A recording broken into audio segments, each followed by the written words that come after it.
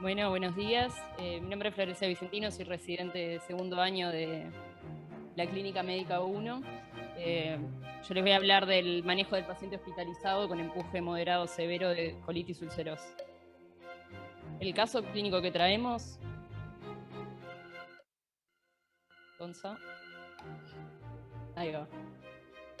Es un paciente de sexo masculino de 21 años sin antecedentes personales ni familiares a destacar. En el 2016 empieza con un cuadro de diarreas con sangre intermitentes y dolor abdominal tipo cólico.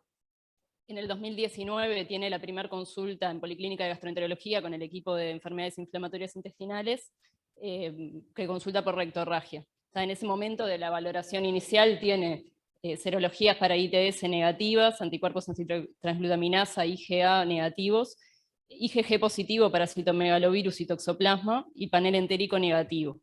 Se realizó una rectosigmoidoscopía en agosto del 2019, que se logra explorar hasta 25 centímetros del margen anal, que lo que muestra es un compromiso circunferencial y difuso en toda su extensión, y la anatomía patológica muestra una distorsión de la histoarquitectura y una disminución de la mucosecreción. Con el diagnóstico de colitis ulcerosa se inicia tratamiento con 5-ASA, dosis de 3 gramos día, pese a lo cual el paciente persiste sintomático. Posteriormente se realiza una videocolonoscopía que muestra una pancolitis en actividad moderada. En ese momento se comienza tratamiento con prednisona bioral a dosis de 40 miligramos día, y ante la imposibilidad de disminuir la dosis de corticoides, porque el paciente empuja, se comienza tratamiento con azatioprina. Decimos, por lo tanto, en ese momento el paciente se comporta como córtico dependiente. Con la azatioprina tiene una buena evolución inicial, se mantiene asintomático durante los primeros 3 meses.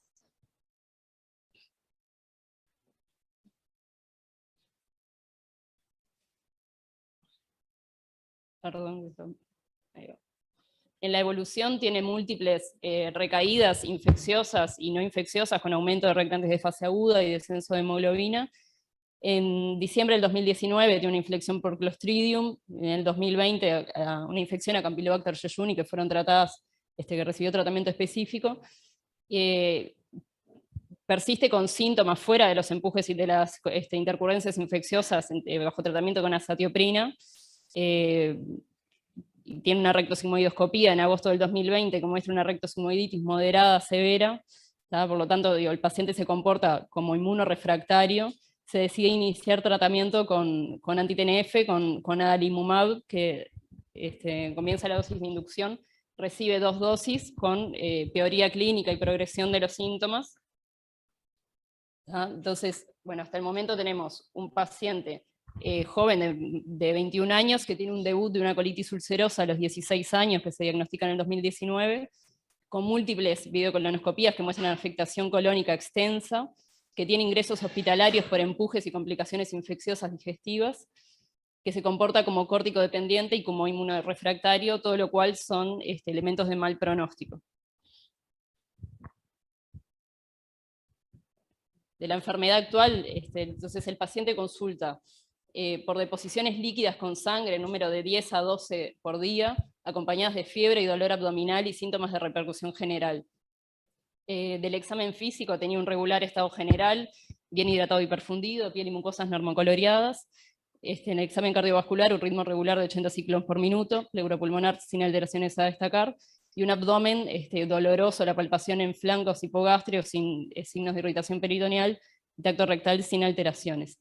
De la analítica sanguínea inicial tenía una hemoglobina de 12,8, una PCR de 43, una BES de 47, y una albúmina sérica de 4,5 y un potasio de 3,5. Y una rectosigmoidoscopía que se realiza entonces en ese momento, que muestra afectación difusa y continua de la mucosa, edema, eritema y erosiones agudas, mucosa friable, moco en los sectores afectados y menor afectación en colon descendente proximal. Recordamos todo esto en un paciente que ya recibió corticoides, azatioprina y que está con tratamiento de inducción con adalimumab.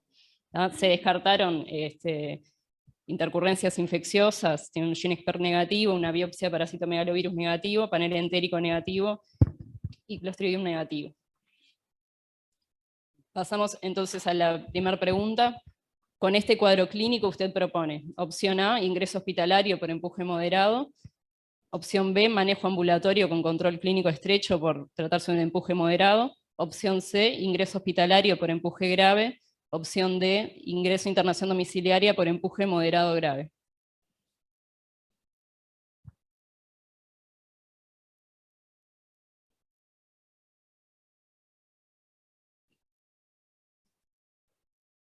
Bueno.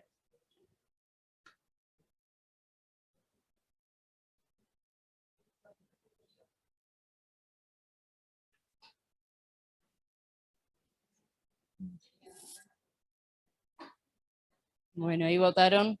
La opción que consideramos correcta fue la opción ingreso hospitalario por empuje grave, fue lo que votó la mayoría. Este paciente,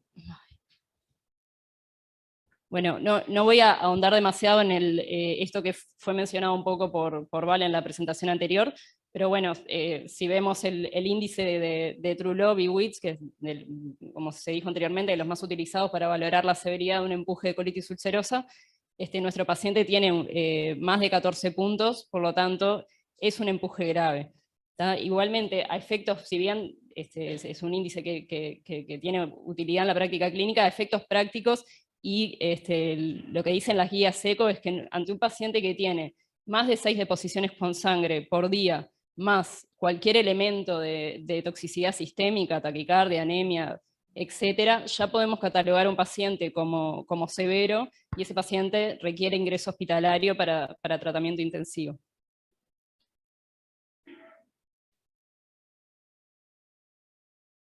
De la valoración al ingreso en un paciente que tiene con un empuje severo, obviamente la valoración clínica, el compromiso endoscópico mediante rectosigmoidoscopía sin preparación, como se dijo anteriormente, y ahí bueno, vamos a valorar la extensión de la actividad de la enfermedad.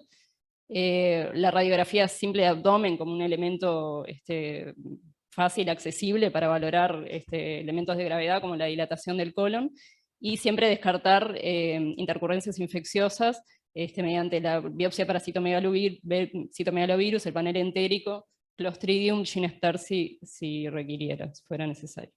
No sé si la mesa quiere hacer algún comentario.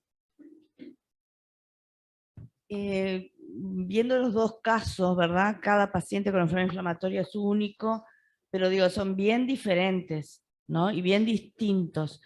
El primero es un debut, es un paciente virgen de tratamiento, es un paciente que tiene elementos de severidad, pero que no tiene experiencia previa con ningún tratamiento, y en el cual el parámetro o lo más importante de ese enfermo es medir la respuesta al corticoide al tercer día, porque en realidad en aquel paciente lo que tenemos que ver es si termina en una colectomía de urgencia o va a remitir con el corticoide y entrará en todo el plan de la secuencia, después con qué lo vamos a mantener.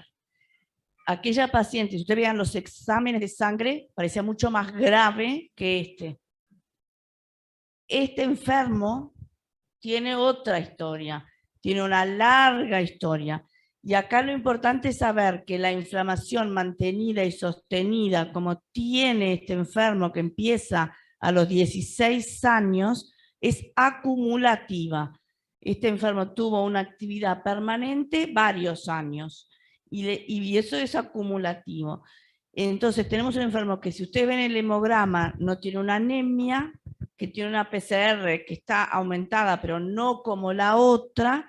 Esto es lo que se entraría dentro de esa actividad inflamatoria permanente, que no es tan horrible como la otra, pero que a la larga lo que nos está indicando es que está siendo refractario a los tratamientos, porque ya ha recibido los corticoides, ya ha recibido los inmunosupresores, ya ha recibido los anti-TNF. Entonces se nos van acabando las opciones, y el enfermo, sin estar tan grave como el otro, en realidad tiene mucho más riesgo de que su colon vuele que el anterior. Es un poco Nada más complementar una cosa, estos pacientes en general son muy jóvenes y no aparentan lo mal que están. No tienen datos, primero lo que cuentan en general, si tú les preguntas cómo estás, más o menos, y si vas a indagar, seguro tienen más de 6 deposiciones al día. Y además, no te dan esa impresión de estar mal, y por eso es tan importante lo que ella decía, ¿no? Más de 6 deposiciones y un parámetro de severidad es severo, porque lo más probable es que ese paciente se quiera ir a estudiar, se quiera ir a trabajar, se quiera ir y no te quiera transmitir la severidad de lo que tiene. Lo otro a tener en cuenta es que este hospital tiene una gran ventaja, que es contar con el panel entérico. El panel entérico no se cuenta en todos lados y muchas veces es muy difícil, cuando hay un empuje, poder descartar que no haya una infección sobreagregada. Entonces acá rápidamente se puede con el panel entérico avanzar mucho en eso, porque siempre estamos con ese problema de si hay una infección, si hay algo para tratar, hay algo para mejorar, o si esto solamente es un empuje de la enfermedad. Y el poder descartar rápidamente eso con un panel entérico es una ventaja enorme, y por suerte acá eso lo tenemos. Bueno, muchas gracias. Pasamos a la siguiente pregunta. ¿Cuál es el tratamiento inicial en el empuje severo de la enfermedad? Opción A, corticoides intrarrectales, corticoides sistémicos, antibióticos intravenosos. Opción B, corticoides sistémicos intravenosos, más o menos cambio de biológico, interconsulta con cirugía. Opción C, corticoides sistémicos, si no hay mejoría a los 5 días, considerar cirugía. Opción D, colectomía de urgencia.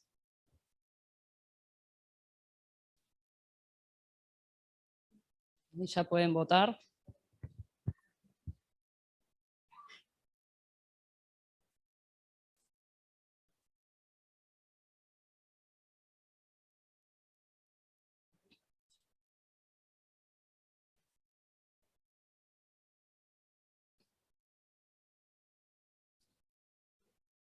Bueno, la opción que nosotros consideramos correcta es la opción corticoides sistémicos intravenosos, más o menos cambio de biológico, interconsulta con cirugía, fue la que votó la mayoría.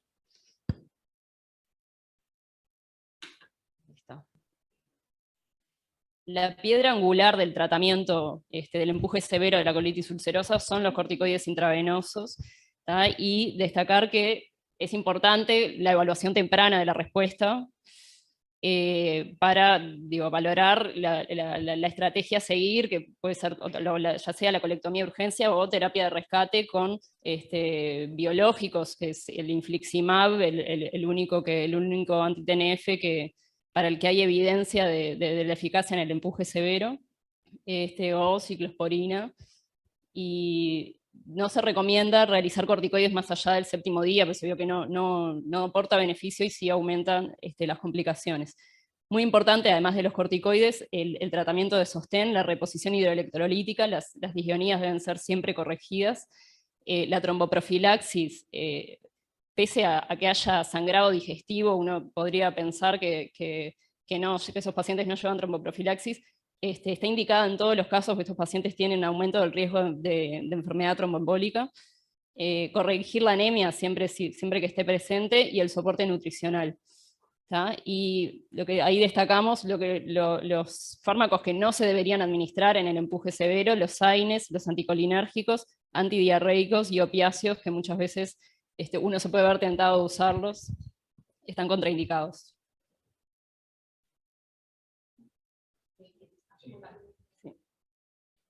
Yo creo que esta respuesta concentra muchísimo de lo que es el manejo de esta enfermedad y lo que es el manejo de equipo de estos pacientes, que me parece que es capital, ¿no? Primero porque en estos casos todos aprendemos de todos, y verlo desde el inicio, el equipo, creo que es muy bueno frente a la respuesta favorable o la no respuesta que pueda implicar cirugía. El acompañar el proceso terapéutico desde el ingreso de estos casos y el conversar permanentemente en el equipo de la situación y el avance o retroceso que pueda tener el paciente es capital. Lo otro es lo que tú dijiste. La enfermedad tromboembólica en estos pacientes se considera una manifestación extraintestinal de la enfermedad. Por lo tanto, la terapia con heparina de bajo peso es capital, y lo que uno generalmente ve cuando no hay tanto conocimiento, es que el paciente, cuando sigue con deposiciones con sangre, le interrumpen la terapia con heparina. Lo primero que hacen es suspenderle el Clexane, y eso es muy perjudicial, porque además estos pacientes, hay una diferencia muy grande cuando están en un empuje inflamatorio con lo que es la enfermedad tromboembólica, cuando están en una situación sin empuje inflamatorio. Entonces, cuando hay que hacer más hincapié es cuando está en empuje inflamatorio. Así que la heparina a bajo peso es desde el inicio, además de su enfermedad, van a estar con más reposo. Sabemos que genera una enfermedad tromboembólica y no hay que suspenderla a pesar del sangrado. ¿Ah? Eso, dos aspectos de esto.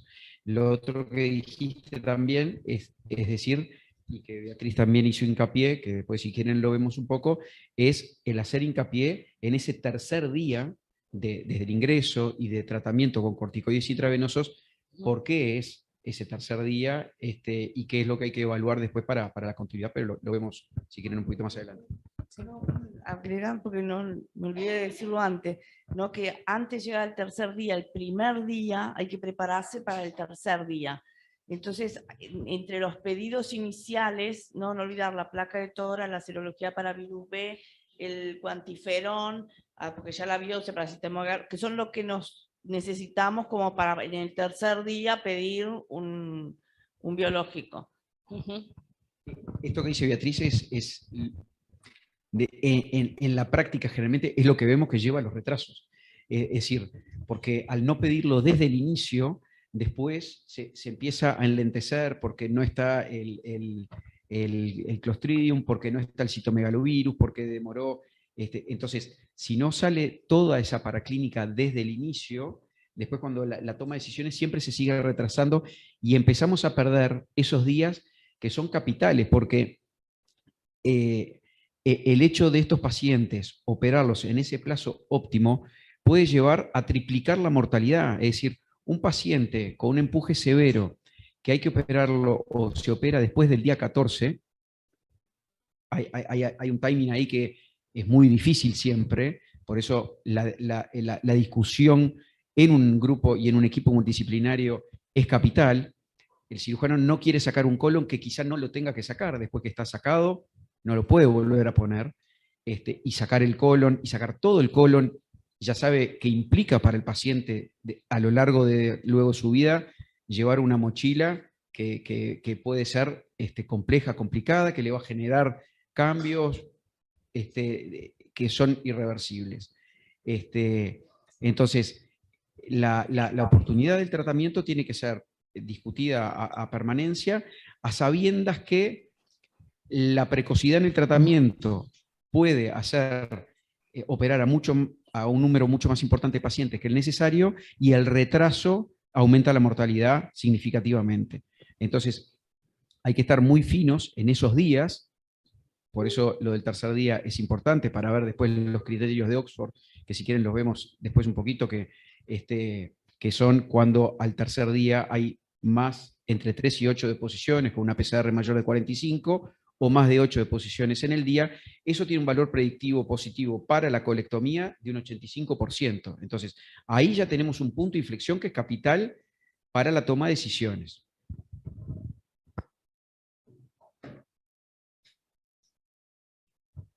Solo lo otro que queríamos remarcar con Célica, que esta diapositiva es como tal cual, ¿no? Tiene concentrado un montón de cosas, es lo que dice de qué no hacer, ¿no?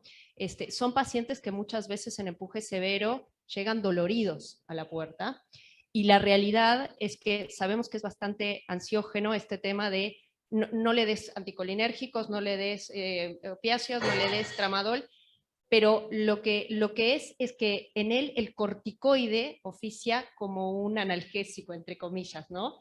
Porque lo que le está provocando todos estos síntomas es la inflamación.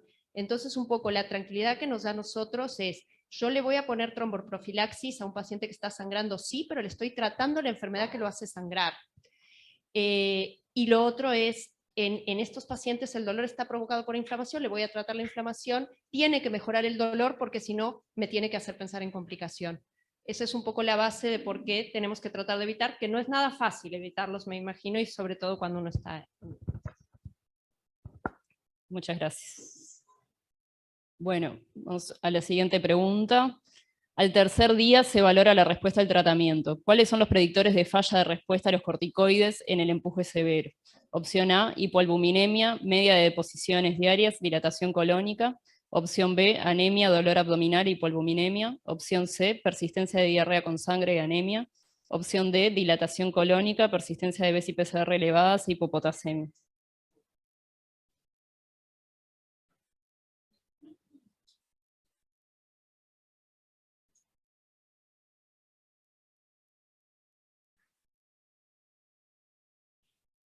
Bueno, la respuesta correcta, consideramos nosotros, es la opción A, hipoalbuminemia, media de deposiciones y dilatación colónica.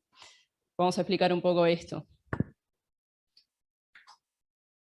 Existen numerosas variables clínicas, radiológicas, endoscópicas, bioquímicas que uno puede utilizar para valorar la respuesta al tratamiento de un paciente.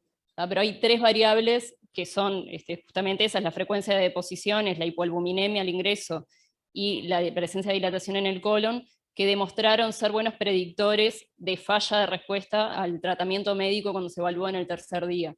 Esas variables se agrupan en un índice que es el índice de Ho, que es el que se ve en esa tabla, que se les asigna una puntuación a cada una de ellas, y a mayor número, mayor probabilidad de falla del tratamiento, lo cual se asocia directamente con necesidad de colectomía. Es así que en el peor de los escenarios, un índice de Ho con una puntuación mayor o igual a 4 se correlaciona con un 85% de probabilidad de falla del tratamiento y por lo tanto de colectomía.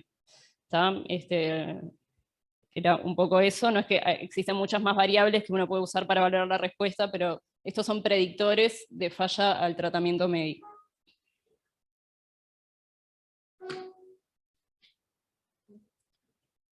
Pregunta 4.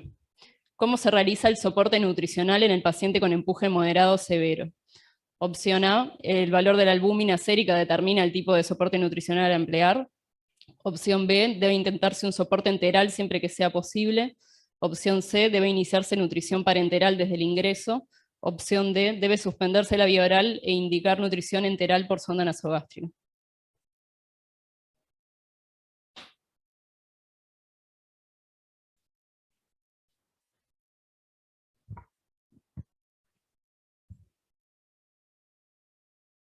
Bueno, la opción correcta es la B, siempre debe intentarse un soporte nutricional enteral, salvo que existan contraindicaciones, pero lo vamos a explicar un poquito acá. Siempre en el empuje de colitis ulcerosa severa, y sobre todo si existe compromiso nutricional, que es lo más frecuente, la dieta inicialmente tiene que ser oral, se debe suplementar y se debe indicar un aporte calórico aumentado. Si eso fuera insuficiente o existiera intolerancia a la vía oral, entonces se realiza nutrición enteral mediante sonda nasogástrica, y solamente si existiera intolerancia a la nutrición enteral o contraindicaciones, como complicaciones, perforación intestinal, oclusión, megacolon, lo que fuese, en ese caso solamente está indicada la nutrición parenteral y se debe retomar la nutrición enteral lo antes posible. Esto, bueno, un poco, para no extenderme, remarcar que el compromiso nutricional es frecuente, está presente en aproximadamente el 75% de los pacientes que tienen empuje severo de colitis ulcerosa, que la vía enteral siempre es la de elección y hay que suplementar, que se deben identificar y tratar los déficits de micronutrientes, vitamina D, calcio, hierro, ácido fólico, etc. Y que es muy importante, en la medida de lo posible, optimizar el tratamiento nutricional previo a la cirugía, porque eso va a mejorar los resultados y va a disminuir las complicaciones. No sé si acá, exacto, al doctor Moreira, experto en nutrición, si quiere hacer algún aporte al respecto.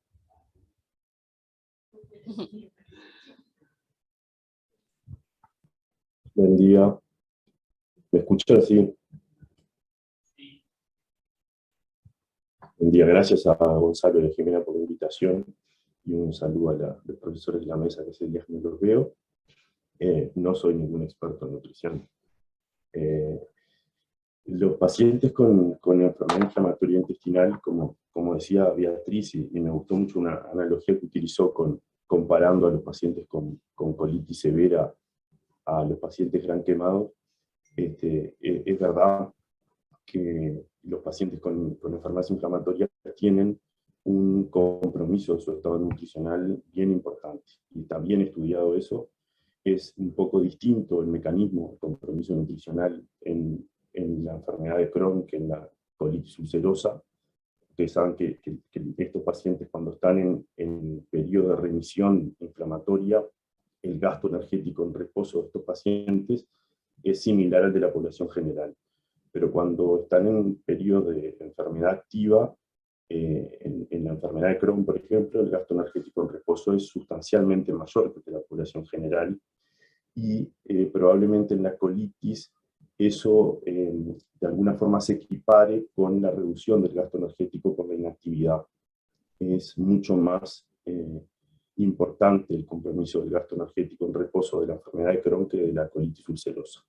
Lo que le pasa a los pacientes con colitis severa es que tienen primero disminución de las ingestas por el dolor, y sobre todo el impacto mayor es sobre las pérdidas. Por eso la analogía de Beatriz me pareció bien gráfica para comprender eso.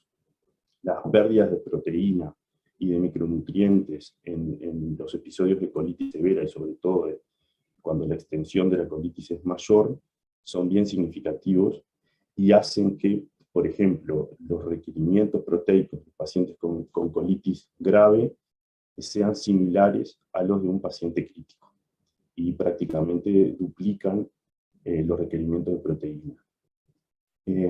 Eso es para explicar un poco cómo venía cómo se impactaba en el estado nutricional.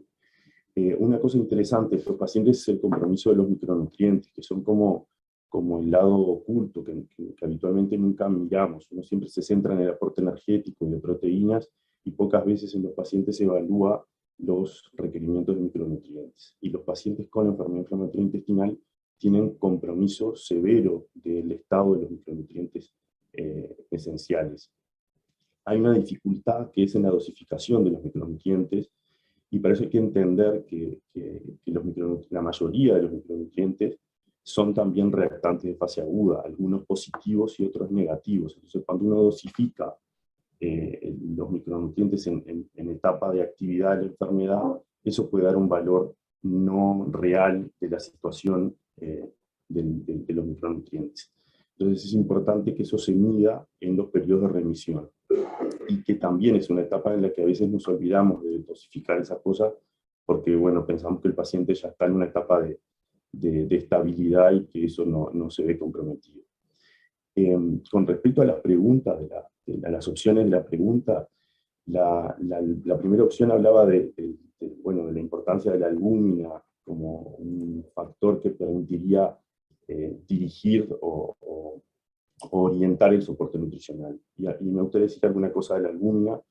La albúmina es un reactante de fase aguda negativo, es un indicador más de condición inflamatoria que de medida sustituta de la lesión subyacente que de estado nutricional.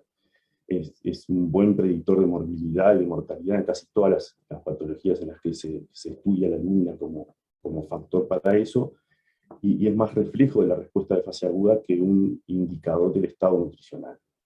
Y no hay una buena correlación entre los cambios en la albúmina y los cambios en el peso, en el consumo de energía o en el balance de nitrógeno, que hablaría un poco del balance de proteínas. De manera que la albúmina no representa con precisión el estado nutricional de un enfermo que requiere internación, y no debería utilizarse como un marcador de estado nutricional, mucho menos como un elemento que permitiría de alguna forma dirigir el soporte nutricional. La nutrición parenteral en los pacientes con colitis ulcerosa, la mayoría de los pacientes con patología exclusiva del colon, es excepcional que se utilice como una herramienta o como una vía de soporte nutricional de primera línea. En general, los pacientes que tienen todo el tracto digestivo superior indemne, habitualmente logran mantener los requerimientos con una nutrición utilizando la vía enteral. La nutrición enteral exclusiva en los pacientes con enfermedades inflamatorias intestinales se ha estudiado bastante, tiene mucho más impacto en la enfermedad pediátrica, y lo ponen algunos trabajos al mismo nivel como un factor que permitiría inducir la remisión de la actividad inflamatoria de la enfermedad, sobre todo en la edad pediátrica, y lo compara con el tratamiento con corticoides, sopesando ahí el impacto negativo que tendrían los corticoides en el desarrollo y el crecimiento de los niños. En los adultos eso no es así. La nutrición enteral exclusiva es inferior que el tratamiento médico para inducir la remisión de la enfermedad, pero bueno, se utiliza la nutrición enteral cuando la vía oral suplementada y optimizada no es suficiente para cubrir los requerimientos. Eso desde el punto de vista del soporte nutricional. Hay que saber también que la nutrición enteral tiene impacto como inmunomoduladora. Solamente la nutrición enteral, sin hablar de nutrientes específicos con capacidad inmunomoduladora, tiene capacidad de reducir la inflamación local a nivel del intestino, y eso podría tener un impacto positivo en el manejo de la enfermedad. Yo creo que en el paciente en particular que presentaron, creo que hay que optimizar el soporte nutricional por vía oral.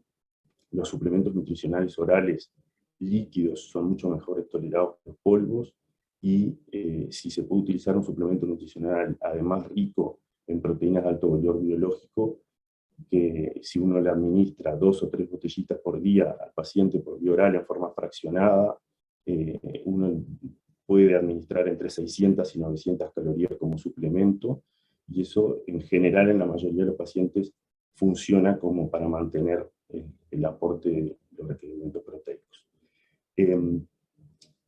Es mucho más importante cubrir los requerimientos de proteína que los requerimientos de calorías, por lo que decía al principio. Incluso en etapas de actividad inflamatoria de la enfermedad, los requerimientos energéticos en la colitis ulcerosa no son sustancialmente mayores que en otra etapa o en otros pacientes. Lo que sí es mucho más importante es cubrir los requerimientos proteicos, porque esos sí están mucho más... está aumentado el requerimiento proteico casi a lo que necesita un enfermo crítico, por ejemplo, que es más de 1.3, 1.5 gramos por kilo por día de proteínas. Esto más o menos lo quería comentar de esa presentación y de ese paciente. Muchas gracias. Pasamos entonces a la siguiente pregunta. ¿Cuáles son las indicaciones de colectomía de urgencia? Opción A, pacientes que no responden al tratamiento médico óptimo en 7-10 días.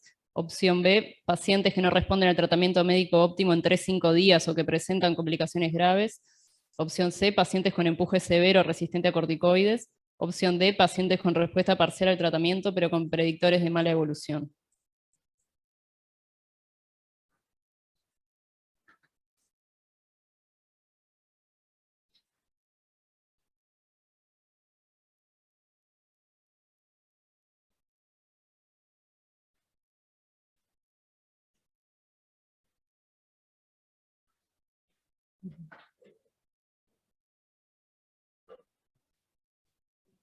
Bueno, la respuesta correcta es pacientes que no responden al tratamiento médico óptimo en 3-5 días o que presentan complicaciones graves. ¿No?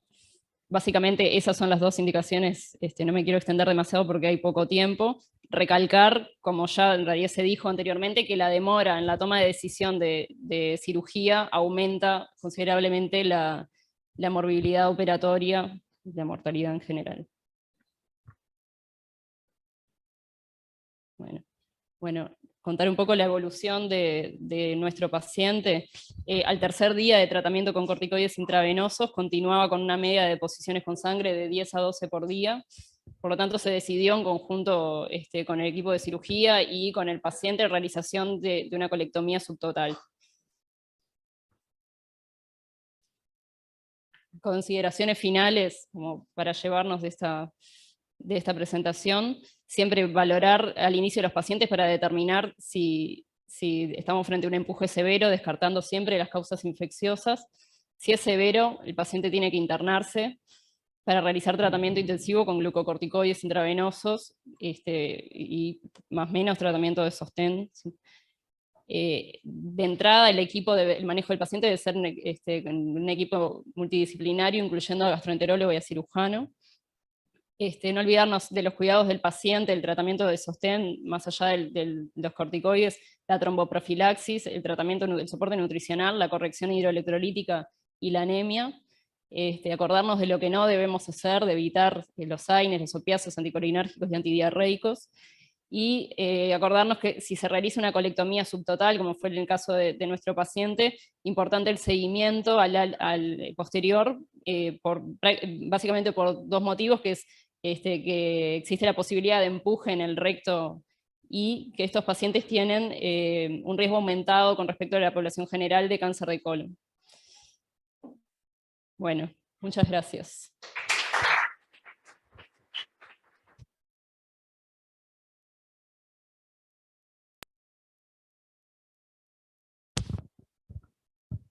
Un comentario breve de lo que hablábamos hoy, ¿no? La importancia del timing en estos pacientes, un poco en serio, un poco con broma, muchas veces estos son los pacientes del viernes de tarde, porque no cuando son pacientes que son acompañados y vistos por el equipo multidisciplinario del inicio, pero generalmente y en otros ambientes, es el paciente que a veces ya viene con tratamiento corticoideo, no de 3 días, de varios días, sistémico, y el viernes se viene el fin de semana y dice, che, capaz que, ¿por qué no mejor no consumir? Entonces te encontrás, ¿no? El auto cargado con los niños y dices, no, pará, porque está complicado el tema. Claro, entonces, eso es uno de los puntos por los cuales uno considera que es bueno participar desde el ingreso, desde el inicio, en la toma de decisiones y en el control de estos pacientes. Lo otro que hablábamos hoy, estos pacientes, nosotros sabemos que las colitis ulcerosas severas, o la colitis ulcerosa, perdón, en un 15 a 25% de los casos va a tener un empuje severo, que el 30% van a tener refractariedad al tratamiento y que el 6% de esos pacientes va a necesitar cirugía. Así que es un índice importante, ni que hablar en los empujes severos, y ahí tenemos el tema del timing. Cuando uno opera a estos pacientes, generalmente hay una mortalidad quirúrgica que ronda el 1 o 2%. Cuando lo opera con un megacolon tóxico, es del 20%. Y si es perforado, entre el 42 al 50%. Entonces, el retraso muchas veces en la toma de decisiones y llegar tarde es dramático. Lo otro es lo que hablábamos hoy de ese péndulo y de ese timing. No llegar demasiado temprano, y el cirujano no quiere un paciente que venga con corticoides hasta acá arriba para operarlo. El otro aspecto más quirúrgico es que siempre es mejor cirugía en más de un tiempo que cirugía en un solo tiempo. Decir, bueno, y hacemos la coloprotectomía con el pouch. No.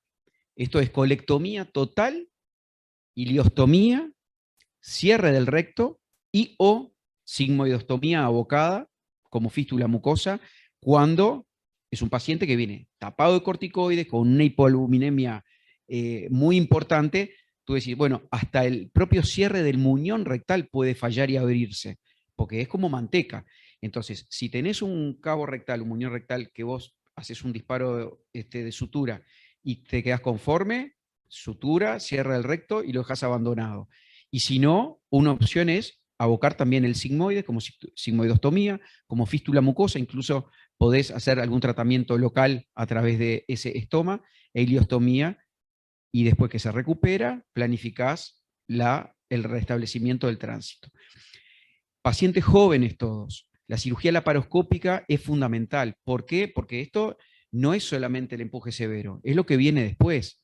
El deseo de embarazo en la mujer, la cirugía laparoscópica disminuye mucho el índice de adherencias, las adherencias y las inequias tubarias. No tocar el recto. ¿Por qué? Porque al decolar el recto uno tiene que hacer un decolamiento en la foseta ovárica, es donde se apoya el ovario, es donde se apoya la trompa, queda eso sinequiado, queda eso con adherencias, y eso ya genera un índice mucho más elevado de infertilidad posterior. Entonces, cuando uno piensa a estos pacientes globalmente y estratégicamente, tiene que pensar en todo eso. Por eso es muy importante siempre que se pueda hacer cirugía en más de un tiempo, cirugía laparoscópica y con todas las cosas que tomamos en consideración.